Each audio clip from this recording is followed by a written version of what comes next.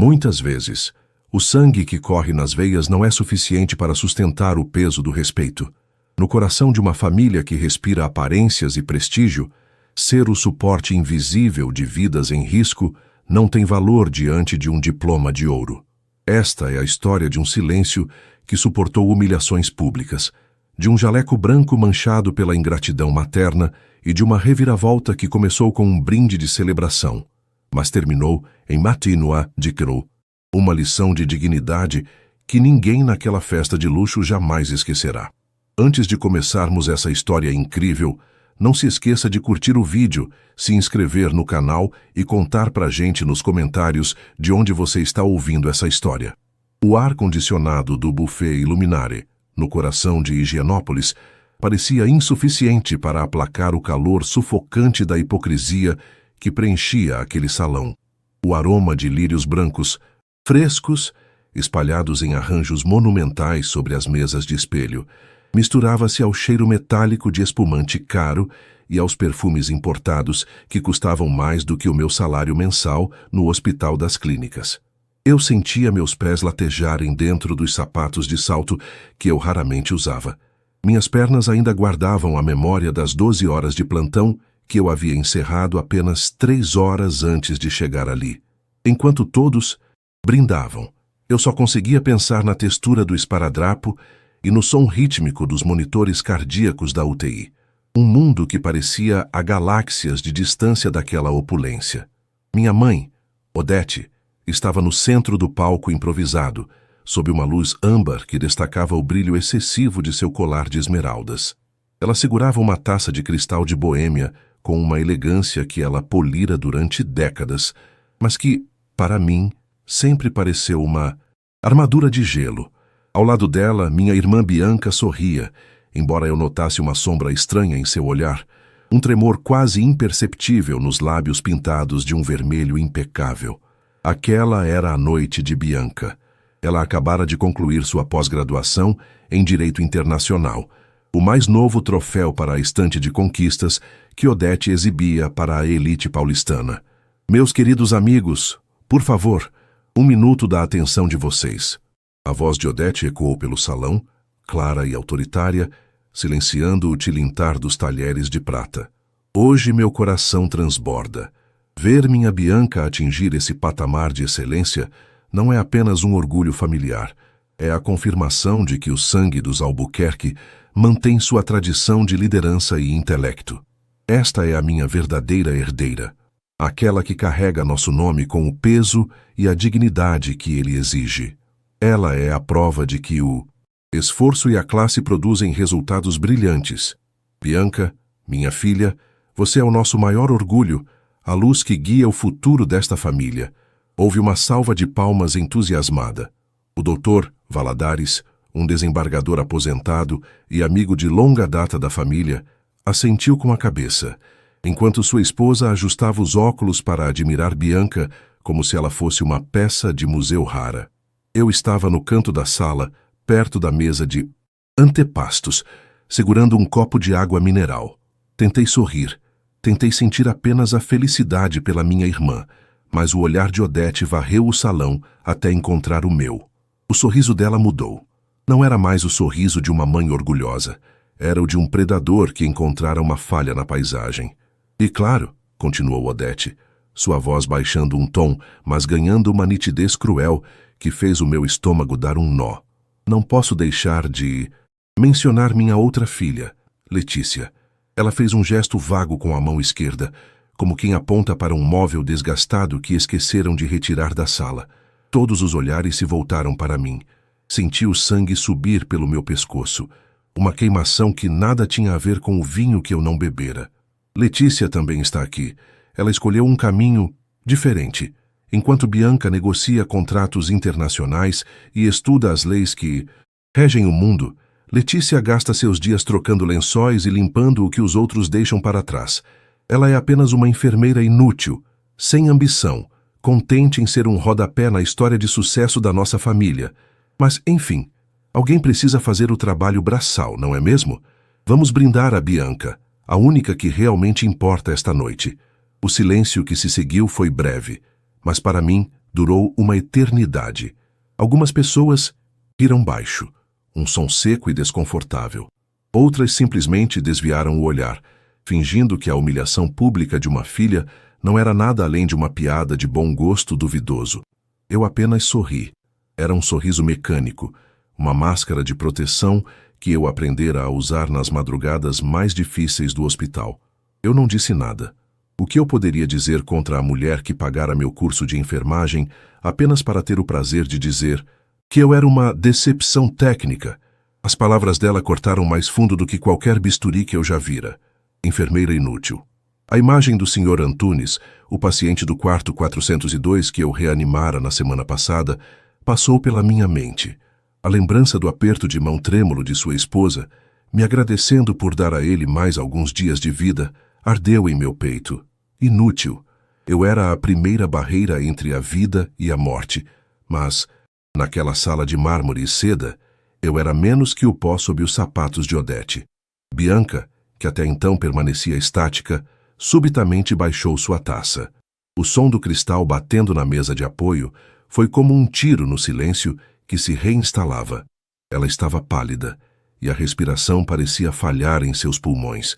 Eu vi o momento exato em que a máscara de perfeição dela rachou. Ela olhou para a nossa mãe e depois para mim. Havia algo nos olhos dela que eu nunca tinha visto. Uma mistura de pavor e uma necessidade desesperada de redenção. Mãe! A voz de Bianca saiu trêmula, quase um sussurro, mas ganhou força conforme ela dava um passo à frente no palco. Pare! Por favor, pare agora! Odete franziu a testa, o sorriso de deboche ainda pendurado nos lábios, mas com um toque de confusão. Bianca, querida, não seja modesta. Estamos celebrando você. Não, mãe. Você não está me celebrando. Você está se usando de mim para pisar na Letícia, e eu não posso mais permitir isso. Especialmente hoje. Especialmente depois do que aconteceu no mês passado, Bianca disse, e eu vi suas mãos tremerem tanto que ela teve que entrelaçá-las com força na frente do corpo. Os convidados começaram a cochichar. O Dr. Valadares inclinou-se para a frente. Curioso. Eu me senti paralisada. Do que Bianca estava falando? Que segredo era esse que parecia estar sufocando minha irmã em meio ao seu próprio triunfo? Você a chama de inútil? Você a chama de rodapé? Bianca continuou, sua voz agora vibrando com uma emoção crua que silenciou completamente o buffet Illuminare. Mãe, eu acho que precisamos conversar sobre ela, sobre o que ela realmente faz, sobre quem ela é quando ninguém está olhando para as luzes desta festa. Bianca olhou diretamente para mim e uma lágrima solitária escapou, traçando um caminho escuro por sua maquiagem impecável. Letícia estava lá, mãe. No dia em que os exames chegaram. No dia em que o mundo caiu. Ela estava lá, e você nem sequer atendeu o telefone. Odete empalideceu, a taça de cristal tremendo em seus dedos de unhas perfeitamente feitas. O brilho das esmeraldas parecia agora uma piada de mau gosto diante da verdade que estava prestes a explodir. O silêncio que se abateu sobre o buffet. Illuminare era tão denso que eu podia ouvir o zumbido sutil das lâmpadas de LED embutidas no teto de gesso. O rosto de Odete, antes radiante sob a luz dos refletores, transformou-se em uma máscara de confusão e pânico contido. Ela apertou o pé da taça de cristal com tanta força que as juntas de seus dedos ficaram brancas, contrastando com o esmalte sangue de boi impecável. Ao meu redor, o perfume dos lírios parecia ter se tornado enjoativo, misturando-se ao cheiro de suor frio que brotava em minhas próprias têmporas. Eu olhava para Bianca e, pela primeira vez em anos, eu não via a filha perfeita ou a advogada de sucesso que minha mãe moldara. Eu via a menina assustada que costumava se esconder atrás de mim quando os trovões sacudiam as janelas do nosso casarão nos jardins. Do que você está falando, Bianca? A voz de Odete saiu esganiçada, perdendo toda a pose de matrona da alta sociedade. Você está nervosa? A emoção da formatura, talvez o champanhe tenha subido a cabeça. Letícia não fez nada além de ser ela mesma. Sente-se. Vamos continuar com os agradecimentos ao Dr. Valadares. Não, O grito de Bianca cortou a tentativa de Odete de retomar o controle como uma navalha em uma tela de seda. Chega de mentiras, mãe. Chega de fingir que este mundo de aparências é a única coisa que sustenta esta família. Você quer falar de utilidade? Quer falar de quem realmente importa? Então vamos falar sobre a noite do dia 14 de maio. Eu senti um calafrio percorrer minha espinha. A data ecoou em minha mente como o bip constante de um desfibrilador. 14 de maio. Eu me lembrava daquela noite com uma clareza dolorosa. O cheiro de éter e álcool em gel das minhas mãos. O cansaço que pesava. Nos meus ombros como se eu carregasse o mundo inteiro. Eu tinha acabado de sair de um plantão duplo na emergência, cobrindo a falta de uma colega que adoecera. Meus pés queimavam. E tudo o que eu queria era um banho e o silêncio do meu apartamento pequeno e simples na Vila Mariana, longe dos julgamentos de Odete. Naquela noite, Bianca continuou, sua voz agora ganhando uma cadência cortante que silenciou até o garçom que segurava uma bandeja de canapés de salmão. Eu desmaiei no chão do meu escritório. Eu estava sobrecarregada, tentando atender às suas expectativas, tentando ser a herdeira que você sempre exigiu. Eu liguei para você, mãe. Liguei 5 vezes. Você me atendeu na 6ª tentativa, apenas para dizer que não podia falar porque estava na abertura da exposição daquela galeria nos jardins e que interrupções domésticas eram deselegantes em público. Um murmúrio de choque percorreu as mesas. As senhoras da sociedade paulistana, que segundos antes olhavam para Odete com admiração, agora trocavam olhares de soslaio. Eu via o desespero nos olhos da minha mãe. A reputação que ela levara décadas para construir estava começando a esfarelar diante de seus olhos, e a fonte do desastre era sua própria obra-prima. Eu estava sozinha, tendo uma crise hipertensiva severa que poderia ter me causado um AVC. Bianca prosseguiu, dando um passo em direção à beirada do palco, aproximando-se de onde eu estava. Eu não conseguia respirar. Minha visão estava escurecendo. A última pessoa que eu queria ligar era a Letícia, porque eu tinha vergonha. Vergonha de ter sido conivente com as suas piadas sobre a profissão dela, mas ela atendeu no primeiro toque. Fechei os olhos por um segundo e pude sentir o peso do corpo de Bianca em meus braços naquela noite. Lembrei-me de como dirigi como uma louca pela Rebouças, ignorando semáforos com o coração na boca. Quando cheguei ao apartamento dela, ela estava pálida, com os lábios arroxeados. Minha formação técnica, aquela que minha mãe chamava de trabalho braçal, entrou em modo automático. Eu não era apenas uma enfermeira, eu era o único sistema de suporte à vida que minha irmã tinha naquele momento. Letícia, não, apenas me levou ao hospital, Bianca disse, olhando agora diretamente para os convidados, que ouviam hipnotizados. Ela me estabilizou dentro do carro. Ela percebeu sinais que nenhum de vocês, com seus diplomas de direito ou administração, saberia identificar. Ela usou as mãos dela, aquelas mãos que a mamãe diz que servem apenas para limpar o que os outros deixam para trás, para garantir que eu continuasse respirando, enquanto você, mamãe, brindava com Chardonnay e comentava sobre a nova coleção de inverno. As enfermeira inútil estava no corredor de um hospital público, onde ela trabalha, implorando por uma vaga na observação para a irmã, que sempre lhe virou as costas. Odete tentou intervir, os lábios tremendo. Bianca, eu não sabia que era tão grave. Eu pensei que fosse um mal-estar passageiro. Você não pensou em nada que não fosse o seu próprio ego. E mãe? Bianca rebateu, e o som de sua voz foi como uma bofetada. E o pior de tudo, o pior é que, durante todo o mês de recuperação, foi a Letícia quem pagou as medicações que o seu seguro de saúde, Premium, se recusou a cobrir de imediato. Foi ela quem trocou meus curativos, quem monitorou minha pressão a cada 2 horas, mesmo depois de trabalhar noites inteiras salvando desconhecidos. Ela nunca me pediu 1 centavo. Ela nunca me pediu para contar isso para você. Ela simplesmente cuidou de mim, com uma dignidade que este salão luxuoso nunca verá. Eu sentia as lágrimas arderem em meus olhos. Eu nunca esperei que Bianca fizesse aquilo. Eu tinha aceitado o meu papel de ovelha negra para manter a paz, para não destruir a imagem de perfeição que minha irmã precisava para sobreviver à pressão da nossa mãe. Mas ali, sob as luzes douradas do Iluminari, a verdade era uma luz muito mais forte e impiedosa. Então, quando você levanta essa taça para me chamar de verdadeira herdeira e humilha a Letícia, Bianca finalizou, sua voz agora fria e decidida, você está me chamando de fraude, porque eu só estou de pé aqui hoje, com esse diploma na mão, porque a mulher que você despreza decidiu que a vida da irmã valia mais do que o rancor que ela tinha todo o direito de sentir. Bianca desceu os degraus do Masriduzion. Palco. O som de seus saltos no piso de granito era o único ruído no salão. Ela caminhou até mim, ignorando a mão estendida de um tio que tentava contê-la. Quando ela parou na minha frente, ela tirou o colar de pérolas que Odete lhe dera de presente naquela manhã e o colocou sobre a mesa de doces, ao lado de um arranjo de orquídeas.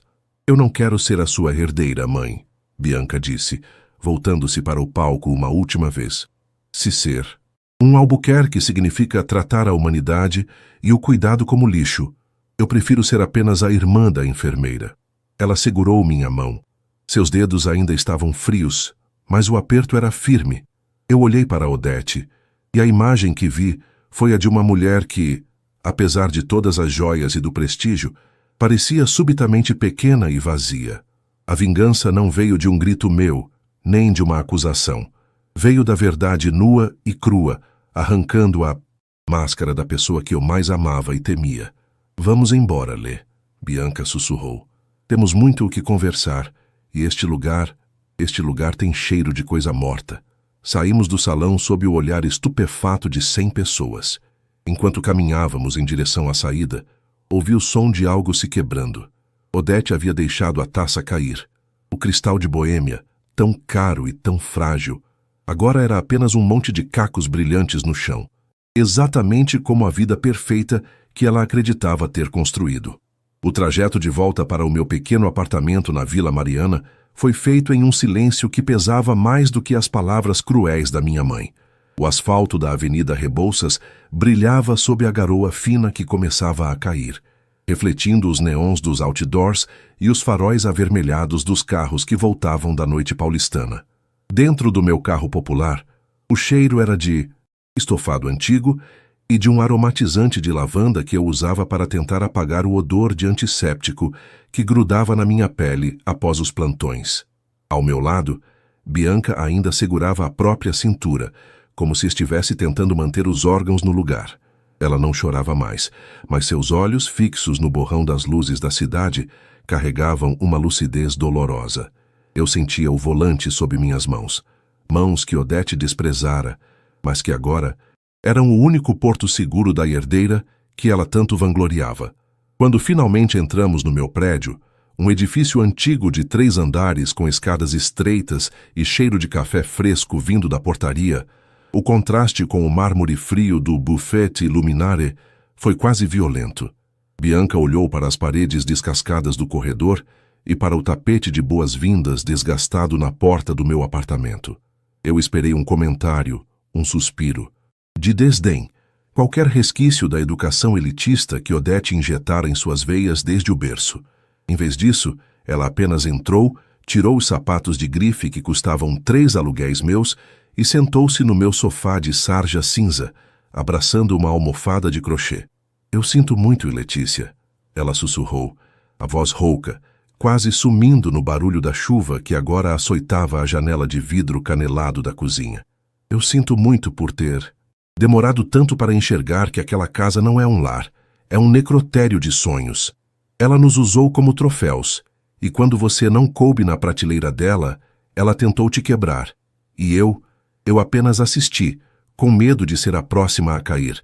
Eu caminhei até a cozinha, o azulejo frio sob meus pés trazendo uma sensação de realidade que o carpete luxuoso do buffet nunca ofereceria. Coloquei a chaleira no fogo, o som do acendedor automático, ecoando como pequenos estalos de uma fogueira improvisada. Enquanto a água esquentava, eu olhava para minhas mãos. Elas tinham calos leves, marcas de quem segura pranchetas e manipula seringas com precisão cirúrgica. Eram mãos úteis, Eram mãos que sabiam o valor de cada batimento cardíaco. O perdão não é um evento, Bianca. É um processo, respondi, voltando para a sala com 2 canecas de cerâmica. Mas o que aconteceu hoje não foi sobre você me pedir desculpas. Foi sobre você se libertar.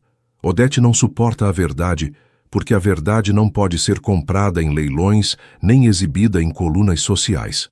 Nos dias que se seguiram, a vingança não tomou a forma de um escândalo planejado ou de um processo judicial. Ela se manifestou através do isolamento social que Odete tanto temia. A elite de Higienópolis e dos Jardins é um ecossistema peculiar. Eles perdoam corrupção, perdoam traições, mas a falta de classe, de humilhar uma filha profissional da saúde em público, somada à revelação de negligência materna durante uma emergência médica, tornou-se o assunto principal nos chás beneficentes e nos grupos de mensagens das famílias tradicionais. A história de que Odete Albuquerque preferira uma galeria de arte a socorrer a própria filha agonizante espalhou-se como um vírus. Eu comecei a receber flores no hospital, não de amigos da minha mãe, mas de colegas que ouviram a história e de pacientes que se sentiram representados pelo meu silêncio digno diante daquela agressão. O diretor clínico do hospital, Dr. Fausto, um homem de poucas palavras e muita experiência, chamou-me em sua sala. O cheiro de papel antigo e tabaco de cachimbo permeava o ambiente. Ele me ofereceu a coordenação da ala de cuidados paliativos, um cargo de imensa responsabilidade e que exigia a humanidade que minha mãe acreditava ser minha fraqueza. Letícia, técnica se aprende em livros, ele disse, ajustando os óculos. Mas a capacidade de manter a cabeça erguida enquanto o mundo tenta te diminuir, isso é o que define uma líder. O hospital precisa de pessoas que saibam o valor da vida, não do status. Enquanto minha carreira florescia no solo fértil da dedicação, a vida de Odete murchava. Ela tentou ligar, dezenas de vezes. Suas mensagens alternavam entre a fúria, me acusando de ter envenenado a mente de Bianca, e o vitimismo, alegando que sua pressão estava instável e que precisava de cuidados. O ápice da ironia aconteceu 2 meses depois. Bianca tinha se mudado definitivamente para um estúdio próximo ao meu e começara a trabalhar em uma ONG que prestava assistência jurídica para mulheres vítimas de violência doméstica, abandonando o escritório de advocacia de luxo que era o orgulho de nossa mãe. Odete, em uma tentativa desesperada de limpar sua imagem, organizou um jantar de reconciliação e convidou a imprensa social. Ela enviou convites formais, em papel texturizado e letras douradas, para nossos endereços. Quando não respondemos, ela apareceu no hospital, usando um terno Chanel azul marinho e um sorriso que não chegava aos olhos. Ela me interceptou no corredor da UTI, o som de seus saltos estalando contra o piso vinílico, um som que antes me causava pavor, mas que agora era apenas um ruído incômodo. Letícia, querida, pare com esse teatro, ela disse, baixando o tom de voz enquanto enfermeiros e estagiários passavam, observando a cena de longe. Eu já pedi desculpas no grupo da família. O jantar de sábado é essencial. O Dr. Valadares e a esposa estarão lá. Precisamos mostrar que somos uma família unida. Eu até trouxe um presente para você. Um relógio novo. Aquele seu é tão funcional. Eu parei e olhei para ela. Odete parecia mais velha, apesar de todos os procedimentos estéticos. Havia uma solidão profunda em seu olhar. A solidão de quem percebe que o palco está vazio e as luzes estão se apagando. Eu olhei para o meu relógio de pulso, o meu velho e confiável contador de batimentos e tempos de infusão, e depois olhei para o rosto dela.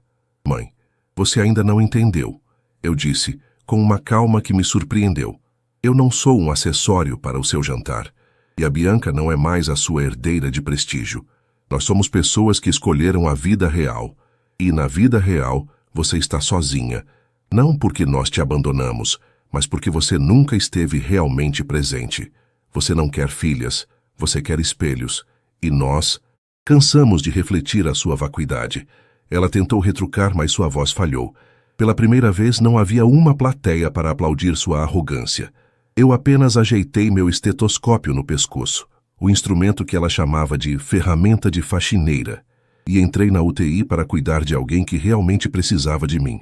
Deixei Odete parada no corredor, cercada pelo silêncio esterilizado do hospital, onde o dinheiro dela não podia comprar o respeito que ela havia jogado fora naquela noite de festa. 6 meses se passaram, desde que o som do cristal quebrado no buffet Illuminari marcou o fim de uma era na minha vida. São Paulo, em pleno verão, parecia uma fornalha de concreto, onde o mormaço subia do asfalto da Avenida Doutor. Arnaldo como uma névoa invisível que distorcia a silhueta dos prédios. No Hospital das Clínicas, o ar-condicionado da nova ala de cuidados paliativos, a ala que eu agora coordenava, era um alívio não apenas físico, mas espiritual. O cheiro ali era diferente do resto do hospital. Não havia apenas o odor pungente de hipoclorito e éter, mas um toque suave de essência de lavanda e o aroma reconfortante de café recém-passado que mantínhamos na sala de acolhimento para as famílias. Era um lugar onde a morte era respeitada, mas a vida era celebrada em cada pequeno detalhe, em cada último desejo atendido. Eu estava ajustando os prontuários no meu tablet, sentindo o peso familiar e agora orgulhoso do meu jaleco. O estetoscópio em volta do meu pescoço não era mais um símbolo de trabalho braçal, mas o meu distintivo de autoridade técnica e empática. Eu me sentia completa. Bianca, que agora dividia comigo um apartamento espaçoso na Vila Madalena, tinha florescido. Ela trocara os terninhos de grife por roupas confortáveis e um semblante que não carregava mais o pavor de desapontar alguém. Ela estava fazendo a diferença real no mundo jurídico, e a nossa relação, antes pautada por silêncios e invejas projetadas pela nossa mãe, tornara-se o pilar mais sólido da minha existência. Foi em uma tarde de terça-feira que o passado bateu à porta da minha unidade, mas não com o brilho das esmeraldas, e sim com o pálido reflexo da decadência. Recebi um aviso da recepção. Uma paciente havia dado entrada com um quadro de arritmia e crise de pânico. Ela exigia o pau melhor médico e gritava que era uma Albuquerque. Quando entrei no quarto 12, vi uma mulher que eu mal reconheci. Odete estava sentada na beira da cama hospitalar, vestindo uma camisola de hospital de algodão áspero, que parecia ofendê-la profundamente. O cabelo, sempre impecavelmente escovado, estava desgrenhado, e a maquiagem, borrada, denunciava uma noite de choro, ou talvez uma de fúria solitária. "Letícia!" ela exclamou, e por um segundo vi um brilho de esperança em seus olhos, seguido imediatamente pela antiga altivez. "Finalmente! Diga a esses incompetentes que eu preciso de um quarto VIP. Eles me colocaram nesta ala de pessoas que estão..." Ela baixou a voz, horrorizada. "Morrendo.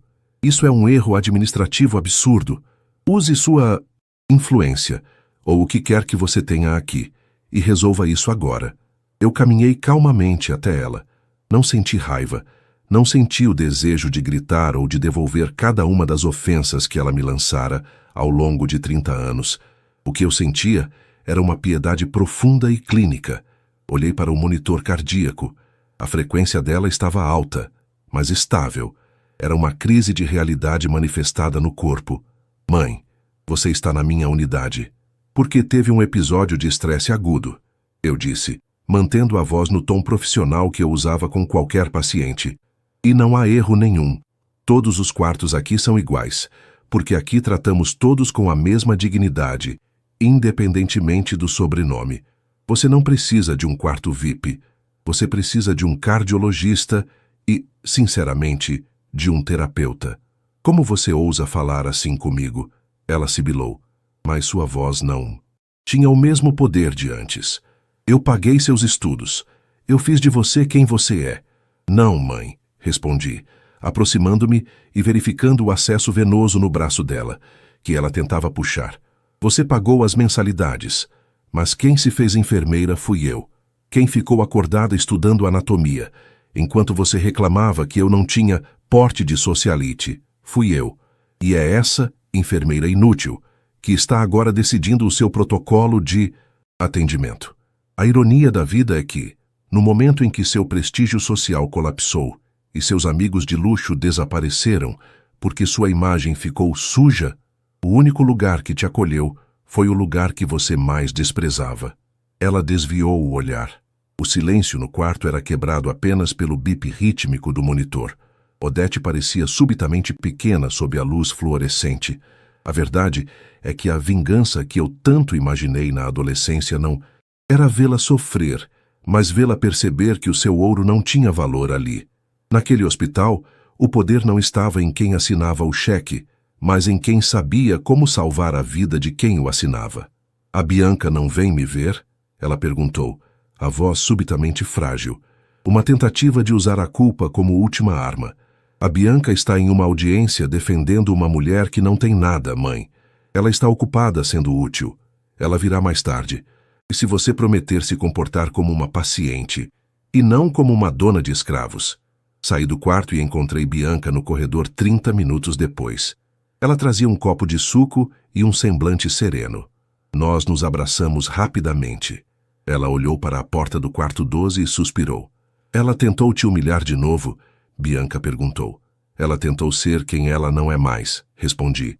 Mas aqui, as máscaras caem. Ela vai ficar bem. Fisicamente. Mas a alma dela vai demorar a cicatrizar. Se é que algum dia vai. Caminhamos juntas até a janela que dava para o pátio interno do hospital. O sol estava se pondo, pintando o céu de São Paulo com tons de laranja e roxo, uma beleza caótica que só quem vive nessa metrópole entende.